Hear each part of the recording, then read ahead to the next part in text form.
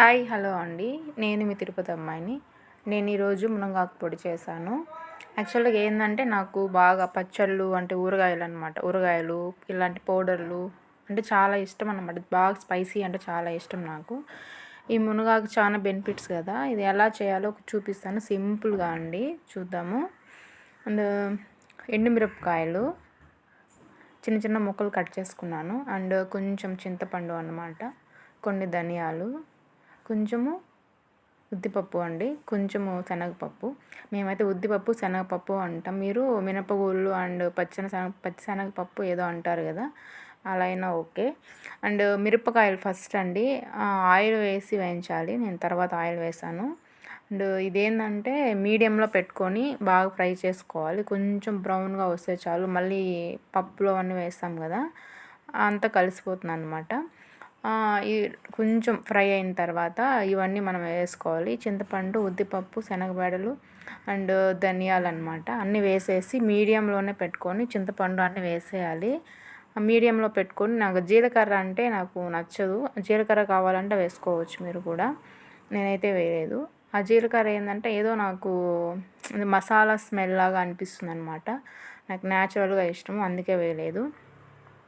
Next ఏంటంటే నేను మునగాకు నేను తెచ్చి కట్ చేసి ఒక 3 days నేను డ్రై చేశాను ఇంట్లోనే అనమాట. బయట ఎండలో పెట్టలేదు.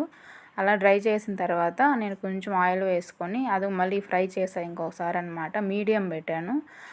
మీడియం పెట్టుకొని కొంచెం ఆయిల్ వేసుకున్న తర్వాత ఇలా కొంచెం బ్రౌనిష్ అయిన తర్వాత నేను తీసేసుకున్నాను.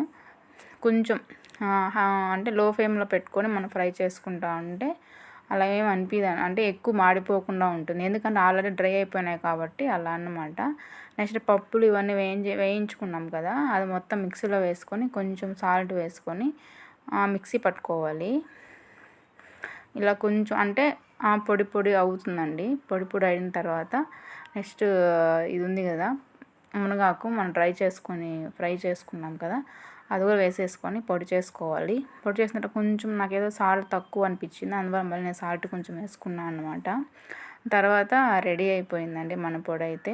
నాకు చాలా బాగా వచ్చింది. సింపుల్గా నాకు తెలిసి ఒక 10 minutesలో అయిపోతుంది ఈ పొడి. కొంచెం ట్రై చేసి పెట్టుకున్నామంటే వేడి వేడి అన్నంలో అయితే చాలా, అసలు వేడి వేడి అన్నంలో అండ్ ఇడ్లీలోకి దోశలో కూడా కొంచెం నెయ్యి వేసుకొని తింటే బాగుంటుంది.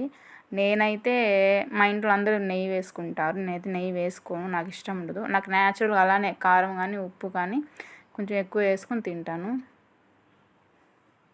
సింపుల్గా ఉంది అనుకుంటున్నారు కదా, సింపుల్గా ఉన్నా కూడా టేస్ట్ అయితే అద్దరిపోతుంది. ఒకసారి మీరు కూడా ట్రై చేయండి. Thank you for watching. కొత్తగా ఎవరైనా చూసిన వాళ్ళు అయితే ఫాలో చేయండి, సబ్స్క్రైబ్ చేయండి, లైక్ చేయండి. నేను ఓన్గా క్రియేట్ చేశాను, నా సొంతంగా నేనే, ఎవరికి తెలియదు అనమాట. Please support, please subscribe. Thank you.